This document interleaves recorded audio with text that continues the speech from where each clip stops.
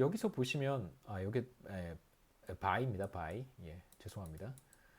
또 실제로 지금 운영되고 있는 이제 학생 식당 형태가 바로 뭐 우리가 그렇게 표현하기는 좀 뭐하지만 외부에서 이제 업체들이 들어와서 일종의 식사를 이제 만들어서 판매하는 건데요. 이렇게도 이해할 수 있습니다. 마치 학교가 외부 업체들로부터 음식을 사와서 학생들에게 공급하는 형태가 되는 것이죠. 원래는 학교가 자체적으로 식사를 만들어서 제공을 했는데 지금은 식사를 사와서 학생들한테 제공하는 것이다라고 우리가 해석할 수 있습니다.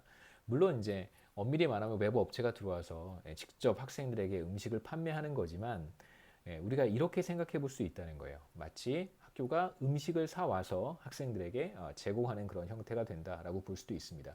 그래서 어떤 기업이든 뭐 학교가 기업은 아니지만 어떤 기업이든 직접 워커를 하이어해서 식당을 운영하는 방식으로 사람들을 고용을 해서 필요한 것을 생산할 수도 있고요.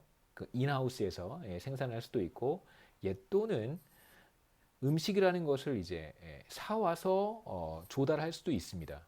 학생들에게 식사라고 하는 것을 밀이라고 하는 것을 제공하기 위해서 이제 외부 업체로부터 식사를 사오는 것이다라고 우리가 생각해 볼 수 있겠죠. 자, 그러면 지금 이제 캠퍼스에 들어와 있는 식당들이 저도 어떻게 계약을 맺는지는 잘 모르겠는데요. 아마 일정 그 비용을 학교에 지불하는 것으로 알고 있습니다. 근데 그 저도 정확히는 잘 모르겠는데요. 뭐 전에 이제 기획처장을 하셨던 오승현 교수님 얘기, 노영환 교수님도 했지만 얘기는 그 뭐 전혀 임대료 같은 것을 내지 않고 들어와서 뭐 스타벅스 같은 경우에요. 영업을 한다고 얘기를 들었는데 제가 알기로는 그럴 수 없다고 알고 있거든요. 뭔가 이렇게 금액 범위 내에서 커피숍은 잘 모르겠습니다. 스타벅스는 잘 모르겠는데 이 식당 같은 경우에는 일정한 금액을 학교에 지급하는 것으로 알고 있는데요. 제가 알고 있는 사실과 실제로 우리 학교에서 이루어지고 있는 방식은 다를 수도 있습니다. 근데 학교가 꼭 그렇다는 것은 아니고요. 우리 학교가 제 지식이 맞다면 이제 온 캠퍼스 카페테리아 같은 경우에 이제 외부에서 들어와 있는 업체들이 일정 비용을 학교에 지불하는 그런 상황이라고 볼 수 있겠죠. 그래서 마치 프린시펄은 학교가 되는 것이고요. 그 다음에 에이전트는 우리 학생 회관 1층 지하 1층에 들어와 있는 다양한 업체들이 이제 에이전트가 되겠습니다. 그래서 들어올 때 일정 비용 마이너스 베이스 페이를 학교에 지급하는 것이고요. 그 다음에 이제 얼마나 맛있는 음식을 만들어서 뭐 많은 수입을 얻게 된다면 그 수입은 다 예, 업체들이 가져가는 것이죠. 그 다음에 실제로 우리가 그러한 사례들을 아까도 말씀드렸지만 우리 주위에서 많이 볼 수 있습니다. 택시 드라이버도 그렇고요. 우버 드라이버도 그렇습니다. 우버에 들어가기 위해서 처음에 뭐 일정한 비용을 지불해야 되고요. 제가 우버 드라이버가 되고 싶다면 이제 우버에 참여해야 되겠죠. 그럴 때 비용이 발생하고 그 다음에 아까 말씀드렸던 헤어드레서도 그렇습니다. 그 다음에 우리나라 그 택배 기사님들은 어떤 이제 고용 구조를 가지고 있는지 잘 모르겠는데요. 기본적으로 그 고용 관계에 대한 분쟁은 마찰은 계속 있는 것 같아요. 그러니까 이게 그러니까 인플로이의 위치다라고 이제 계속해서 이제 주장은 하는 것 같고요. 이제 페덱스 같은 경우 이제 페덱스는 미국의 이제 택배 관련된 이제 대규모 업체라고 기업이라고 할 수 있겠죠. 뭐 UPS도 있고, FedEx도 있고, 뭐 DHL도 있습니다. 뭐 여러 가지 이제 업체들이 있는데 이제 FedEx 같은 경우에 보시면 FedEx는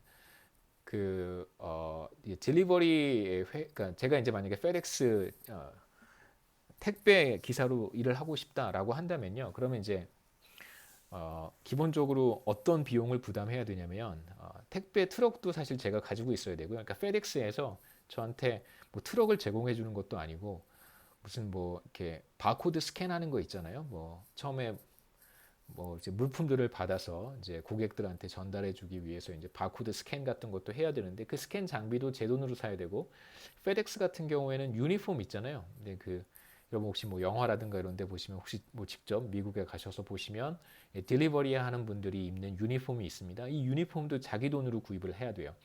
사실 페덱스에서 일을 한다면 페덱스가 저한테 주는 것은 그 루트예요, 루트. 제가 배달하는 배달 경로, 해당 지역, 뭐 어디서부터 어디까지 이렇게 루트를 저한테 사실 판매하는 것이죠. 그럼 저는 그 루트를 사기 위해서 마이너스 베이스 페이 형태로 페덱스에 일정 돈을 지급을 하고요. 이제 거기에서 제가 뭐 택배 물량이 더 많이 있으면 더 많이 뭐 딜리버리 하고 싶으면 더 많이 딜리버리 하고요. 이제 뭐 배달 건당 또 얼마 수입을 얻을 수 있겠죠.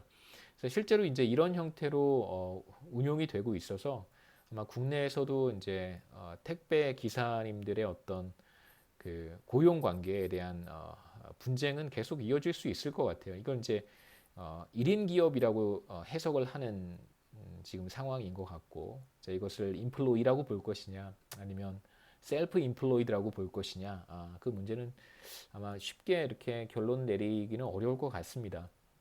그러니까 지금 말씀드렸던 프린시펄 에이전트 구조에서 사실 에이전트는 워커라고 볼 수도 있는데요. 이제 이걸 우리가 워커라고 해석을 할 것인지 아니면 그냥 단순히 비즈니스와 비즈니스 사이의 거래인 것인지는 또 조금 생각해봐야 될 문제인 것 같아요. 뭐 여하튼 이런 형태의 이제 마이너스 베이스 페이가 존재할 수 있다는 것입니다. 자, 여기까지가 3장의 내용이고요. 4장은 스킵하고 우리 5장으로 넘어가겠습니다.